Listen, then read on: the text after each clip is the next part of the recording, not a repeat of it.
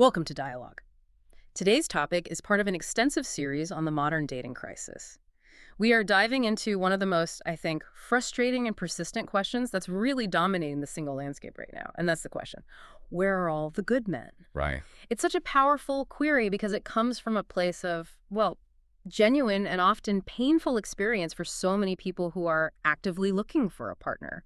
Yeah, they feel this real scarcity, a lack of quality, a lack of consistency, of genuine commitment. Exactly. But what if the problem isn't a literal shortage of good people? What if it's actually a massive failure in the distribution system? Yet is precisely the core paradox we have to confront here. Our mission in this deep dive isn't to argue about whether good men exist, they absolutely do, but to analyze the structural reasons why they can feel nearly impossible to find. Especially using the tools we all default to now. That's it. We're going to unpack two massive interconnected dynamics that, they create this sort of reality distortion field, ensuring that pretty much everyone involved feels perpetually misled and, frankly, frustrated. Okay, so let's get into it. Dynamic one. Where do we start with this distribution crisis? We have to start with the digital environment. The apps. The apps. It has fundamentally restructured how attention works, and the brutal reality of it is really baked into the algorithms themselves. So let's talk about the key metric here, the one that really drives this whole thing. It's the concentration of attention. On most dating apps and digital platforms, you see that approximately the top 10% of men receive the vast majority of female attention and likes. And that number isn't just a fun statistic, right? It's Yeah. the engine of the entire system's malfunction. It is the defining feature. If you really look at the mechanics, these platforms operate on an engagement maximization model. Meaning they want to keep you on the app? They want to keep you swiping. And in dating, that means they reward profiles that generate the most immediate, intense feedback.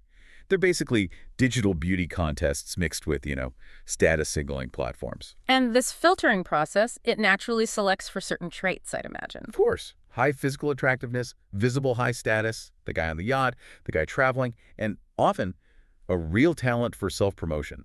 Those profiles get filtered right to the top 10%. And once the algorithm identifies those profiles as the most desirable, it just doubles down. It locks the system in. It starts showing them to more and more compatible matches, which generates more likes, more messages, which then tells the algorithm, hey, keep showing these people. It's a self-reinforcing feedback loop of desirability. Precisely.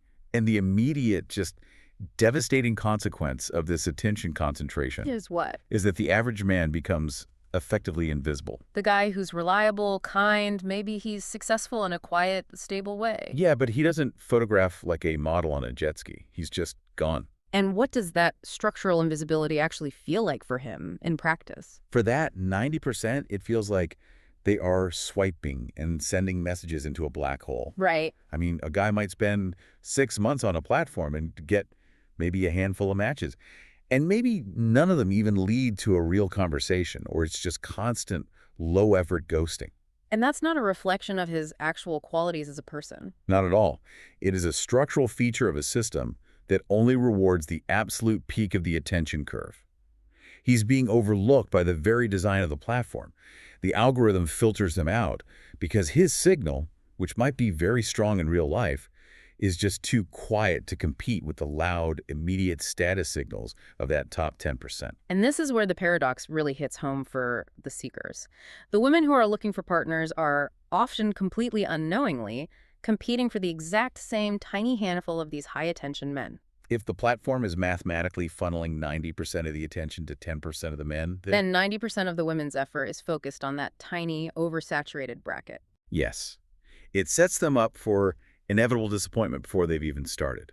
It is a distribution failure masquerading as a scarcity crisis. So a woman goes on the app looking for consistency, for loyalty. And the only men the platform actively surfaces to her are the ones who are statistically least likely to offer those very things. It's just an insane imbalance of supply and demand for attention, all concentrated right at the very top. Okay, so let's dig into the consequences of that concentration. We hear this feedback from women all the time. The men I meet are inconsistent, they're non-committal, they're superficial. Right. And if she's operating exclusively within that top 10% pool, her conclusion is actually completely justified by her experience. It is. Her data set is skewed. Hmm. But we need to explain why this behavioral pattern emerges. Hmm. We have to recognize that behavior is context dependent, meaning the negative traits she's observing, the flakiness, the emotional unavailability, the lack of commitment, are often not some inherent character flaw. They are a necessary behavioral consequence of the recipient being under conditions of extreme attention scarcity. That's a really crucial distinction. So you're saying the system itself almost forces a kind of triage. Absolutely. Think about the high attention man for a second. He's not just interacting with 5 potential partners. He's managing a funnel that might have 50 active conversations, dozens of pending dates, hundreds of incoming likes every single week. No human being can sustain genuine emotional sincerity when they're dealing with that kind of volume. It's impossible. Can you walk us through a specific example? What does that triage mode actually look like from his side? Okay, so let's imagine this high attention profile. Say he gets 100 new likes in a week. He might filter that down to maybe 15 conversations he actually starts. Hmm. If even 5 of those conversations turn into first dates, his entire week is now just dedicated to high turnover, superficial relationship initiation. He cannot spend time checking in deeply, remembering the small details, or focusing on long-term emotional rapport, Why not? because the supply chain of attention is constant and unrelenting. If one match shows any sign of being, say, high maintenance, or requiring genuine emotional investment He can just instantly move on to the next person in line. without a second thought, Yeah. that dynamic suggests that commitment becomes computationally expensive. That's a great way to put it. The emotional cost of being sincerely engaged with one person is just too high when 50 others are demanding a fraction of that same effort. It creates a situation where non-commitment is the most efficient and, you could argue, the most rational strategy for managing that level of attention overload. So the man might not have started out wanting to be superficial. No. But he is forced to prioritize speed and convenience just to cope with the sheer volume. He sends canned messages. He ghosts after one date if he finds a minor flaw. He generally maximizes his options while minimizing his emotional investment. And the seeker, who desperately wants to go from that swipe to a serious relationship, she just experiences this as profound inconsistency and flakiness. And she's not wrong. That's exactly what it is. But wait a minute, isn't that letting him off the hook a little bit? If a man knows he's only going to be superficial because he's overwhelmed, why engage at all? I mean, does the system truly compel bad behavior? Or does it just enable people who are already leaning toward superficiality to maximize their advantage? That is a necessary challenge to the idea. And the answer is probably both. The system doesn't force everyone to be predatory, but it absolutely rewards high-volume, low-sincerity behavior. So for the guys who are already emotionally guarded or commitment avoidant, it's a playground. The system provides the perfect cover and unlimited validation for those tendencies. But here's the key. For a man who is genuinely seeking a relationship, the volume can still overwhelm his capacity for sincere engagement. So his behavior starts to mirror this superficial actor. Exactly. Leading to the same frustrating outcome for the woman on the other side.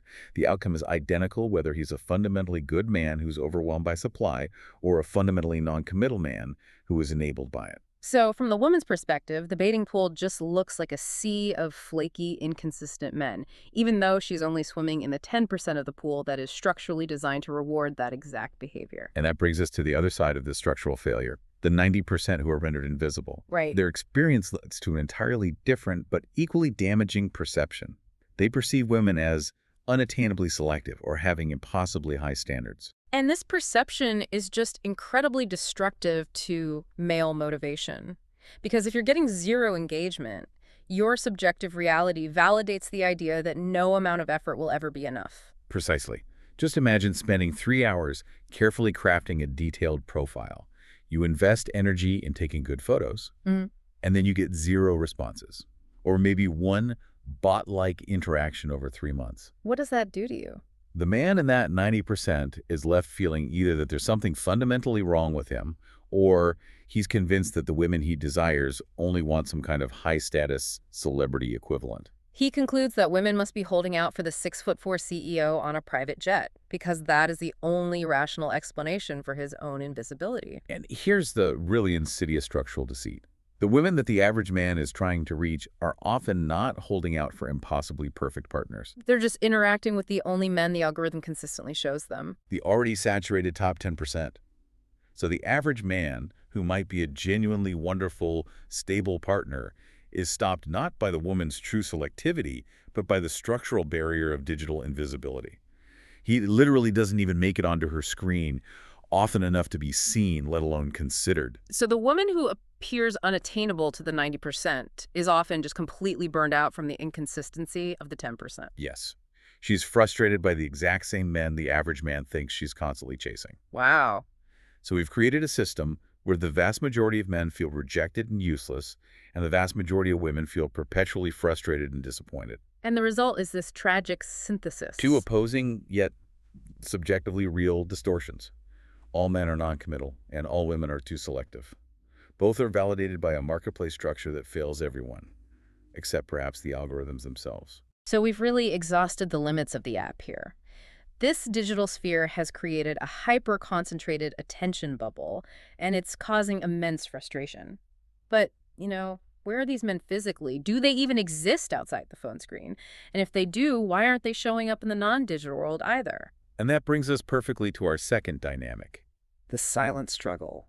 This second dynamic shifts our focus away from the mechanics of attention and more toward the sociology and the psychology of engagement. Okay. The marketplace distortion explains why quality men are invisible online, but this silent struggle explains why so many high-quality men are choosing to operate outside the dating sphere entirely, or why they struggle to even signal their value when they are present. The central idea here being that good men aren't actually rare, but many are intentionally or unintentionally operating as the quieter partners. They're struggling in a way that just makes them difficult to access. Exactly. This is what I call the paradox of high-quality silence. If what you're looking for is commitment, stability, and emotional depth, you are looking for signals that require time, patience, and vulnerability to see. But modern societal pressures are actively pushing many of the men who possess those very traits into withdrawal and silence. So let's list them out. What are the key reasons that contribute to this profound invisibility among that otherwise high-quality majority?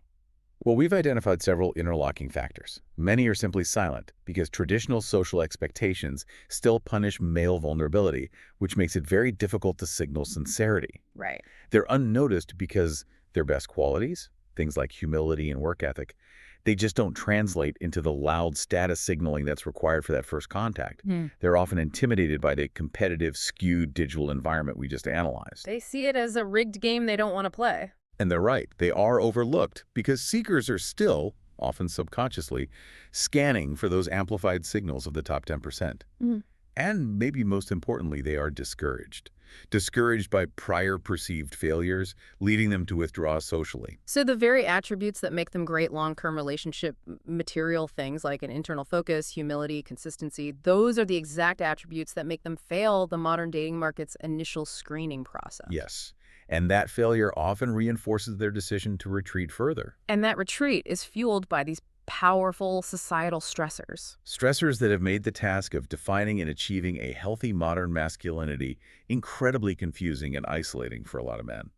We need to dissect these underlying forces because they really explain the depth of this silent struggle. Okay, so let's get into those 5 specific societal shifts that are creating this state of silence, impacting men's confidence and their ability to engage in a healthy way.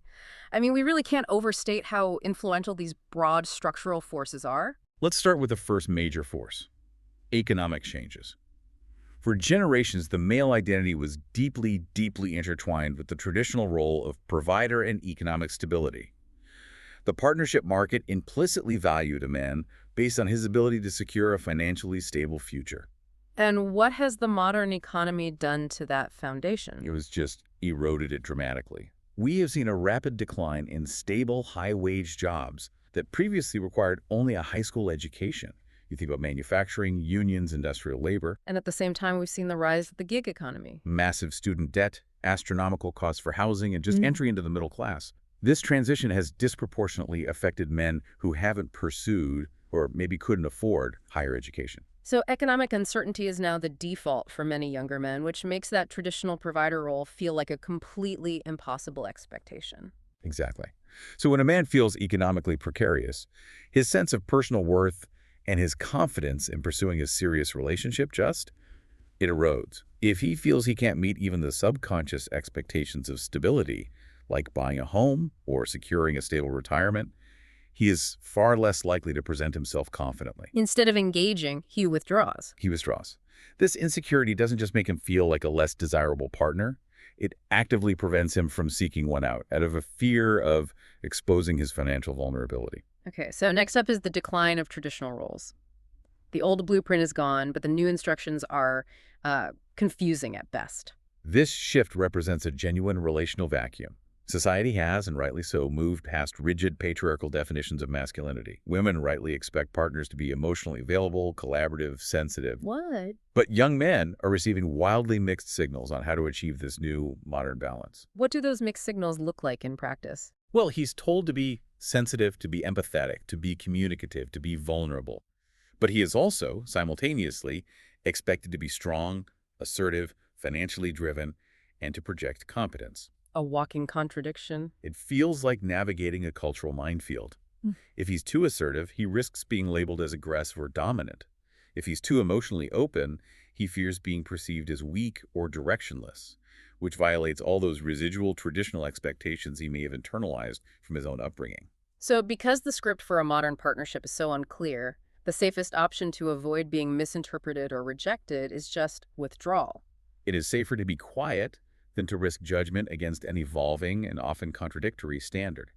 This confusion leads directly back to that invisibility we were talking about. It prevents men from developing a stable, confident identity that can project both strength and sensitivity in a healthy, integrated way. Which brings us to the third stressor, the lack of male mentorship. This seems like a systemic failure that just compounds the first two problems. It's a critical structural absence.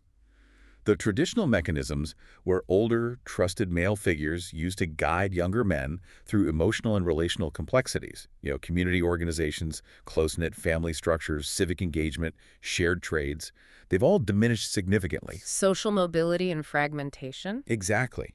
So if you don't have those practical intergenerational guides, where do you learn crucial life skills like emotional regulation or healthy conflict resolution, or just how to genuinely pursue a partner respectfully? You're left on your own. They're left struggling to interpret these complex emotional dynamics in isolation. So they resort to trial and error, or worse, they rely on digital echo chambers, which often promote unhealthy, polarized, or even extreme views of how relationships should function. Right. This lack of practical face-to-face guidance leaves many men with excellent underlying character, but zero practical skills for emotional intimacy or relational persistence. They struggle internally, but they lack the vocabulary or the model to articulate that struggle, leading to profound feelings of inadequacy and, again, withdrawal. And that isolation brings us directly to the fourth point, the quiet epidemic of increased loneliness. The statistics on social isolation among men are, frankly, concerning. As men leave school in their 20s, their close social circles often contract drastically. They center primarily on work or maybe their immediate nuclear family, if they have one. And there's an absence of deep platonic friendships. Yes, places where they can safely share emotional burdens and insecurities. So how does that isolation impact dating, which is maybe the highest stakes social environment there is? Loneliness is a profound drain on self-esteem. When a man is already struggling just to maintain basic social connections, the high pressure of dating where rejection is constant and vulnerability is required, it just feels overwhelming. The stakes feel way too high. He fears that any failure in dating will just expose his underlying loneliness. And his lack of social integration. So to protect himself, he avoids engagement altogether. And the cycle just reinforces itself. Isolation leads to anxiety, anxiety leads to avoidance, and that avoidance confirms the loneliness. So he can't project confidence or emotional security if his internal world is characterized by this constant, isolated struggle. Precisely. His inability to healthily manage these internal struggles manifests externally as distant or inhibited behavior, which makes him appear unavailable to potential partners, even if he desperately craves connection. And this leads to the fifth and final stressor, which feels like the capstone on this whole structure, the pervasive social stigma against vulnerability. This is the cultural pressure that forces a man to suppress his internal emotional reality. The message, whether it's explicit or implicit, is still be tough, suck it up, don't show weakness. So if a man is struggling with his job insecurity or his relational confusion or profound isolation, he is culturally conditioned to suppress those feelings because expressing them feels like admitting failure. But emotional sincerity is the very thing that seekers are explicitly looking for. If he suppresses his struggle, how can he ever connect authentically? He can't. This is the ultimate barrier. He comes into a dating scenario conditioned to appear strong, rigid, and impermeable, even if he possesses deep emotional intelligence and is looking for a genuine connection. So when a woman asks, "How are you?" he gives a superficial answer. Not because he's shallow, but because he fears the social retribution of revealing his truth. He is unable to perform the very act of sincere emotional expression, that vulnerability, that would signal his high quality as a long-term partner. So the woman is searching for sincerity, but the cultural expectation placed on the man prevents him from displaying it. She concludes he's emotionally unavailable, and he concludes that she's unwilling to accept him unless he's perfect. It's a total breakdown. So let's pull back for a moment and define the qualities of these men who are struggling in silence. Our analysis shows these men are often characterized by loyalty, by humility, a consistent work ethic, emotional sincerity which they struggle to express, and moral integrity. These are the bedrock traits, the virtues that build families, communities, long-term security. But why are they so effectively overshadowed by the louder personalities who dominate that digital sphere? They lose out because they're slow signals in a fast economy. The digital platform rewards immediate high-impact status signals. The flashy job title, the exotic travel photo, the witty but often superficial opening line. These signals provide instant gratification and easy filtering. Contrast that with, say, humility or loyalty. Humility doesn't look good in a profile bio. You can't swipe right on someone's moral integrity. Work ethic is a signal that emerges over months, maybe even years of consistent behavior, not in the first 5 seconds of scanning a profile. These deep, valuable traits require investment and time and proximity to surface. It's the difference between a high-status celebrity who generates immediate buzz And the reliable community builder who is there year after year, quietly doing the work. The subtle, long-term signal of a dependable work ethic or genuine humility, it just cannot compete in that initial stage with the amplified, immediate SAS signal of a louder personality. The system is optimized for speed and superficial consumption, ensuring that the most desirable long-term partners, the quiet builders of stability, remain perpetually out of sync with the dominant search methods. They possess the quality, but they lack the visibility. That's it. Okay, so let's synthesize this. Putting those two huge ideas together, the mathematical concentration of attention online, our dynamic one, and then these societal pressures pushing quality men into silence and withdrawal, dynamic two, the conclusion we can draw is that the dating crisis is primarily a crisis of distribution and visibility. The quality is absolutely present, is simply locked away. It's either structurally ignored by algorithms or it's psychologically inhibited by societal pressure. The high-demand attention pool ensures that the average, high-quality person remains out of sight and, crucially, discouraged from even trying. Which creates the illusion of universal scarcity. Exactly. So the central challenge for you, the listener, who is experiencing this dating burnout, the listener who feels like they are only finding non-committal or superficial partners, is to recognize that you are suffering from a system failure. You're unintentionally interacting only with that structurally non-committal top 10% pool. So the key realization here has to be what? The key realization must be this. If the men you are finding online are inconsistent, it is not proof that all men are inconsistent. It is proof that the search method you are employing is biased toward inconsistency. And the solution, therefore. The solution lies in consciously redirecting your search vector. You have to seek out the overlooked men, that 90% who possess those quieter virtues and have largely avoided the digital fray. So let me ask you this. How does a man who genuinely is kind and reliable, how does he break through that 90% invisibility barrier? What's his viable strategy, and how can the seeker participate in that? His viable strategy is often to abandon the digital platform entirely, or maybe use it only minimally, and focus instead on environments where his quiet virtues are naturally allowed to emerge and signal value over time. And for the seeker? For the seeker, this means recognizing that the platform designed for speed is structurally hostile to the depth they seek. The solution requires a commitment to slowing down and stepping away from the screen. So if the goal is to break this cycle, you, the listener, have to adapt your perspective and really shift your search strategy pretty dramatically. You need to realize that traits like loyalty and sincerity are slow signals. They require time and proximity to surface. They are not easily assessed in a swipe or a fleeting conversation. We have to move away from the metrics that reward superficiality and speed because those metrics are optimized for the 10%. If you are seeking someone with emotional sincerity, you have to acknowledge that the system punishes male vulnerability. Meaning that sincerity is unlikely to be advertised in his profile. Exactly. So you have to seek out contexts where a man can safely demonstrate sincerity through his actions, not through his self-promotion. Okay, so what does this practical reorientation look like? If the goal is to find men defined by work ethic and humility, we should focus on environments that inherently reward consistent contribution, rather than relying solely on metrics designed to reward loudness and immediate status. Think about where people go to build things, rather than just consume status or attention. Okay, like what? Humility and work ethic, they thrive in communities that are centered on shared effort. Volunteer work, niche interest clubs, like a hiking club or a book club, co-ed, amateur sports leagues, professional development groups, or even continuing education classes. These are all environments where status is earned through consistent collaborative contribution. Not through the immediate display of wealth or physical appearance. That distinction is so crucial. In these contexts, you get to observe the slow signals in action. You see how a person treats other people when they're tired, or how they handle frustration, or how they show up consistently for a cause they believe in. And those are far stronger predictors of long-term loyalty than a flashy profile picture. No question. These environments, they naturally filter out those who are just seeking quick, superficial attention because they require genuine, sustained effort.